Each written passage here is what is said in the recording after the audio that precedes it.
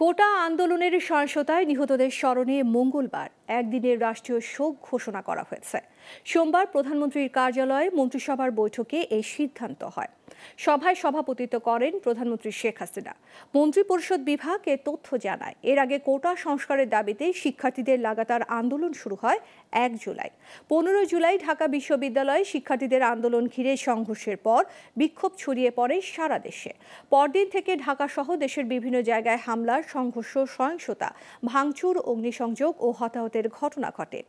এদিকে কোটা আন্দোলন ঘিরে সংঘাত ও সহিংসতায় ১৫০ জন নিহত হয়েছে বলে সরকারের পক্ষ থেকে নিশ্চিত করা হয়েছে। সচিবালয় সংবাদ সম্মেলনে এসব তথ্য জানান মন্ত্রিপরিষদ সচিব মাহবুব হোসেন।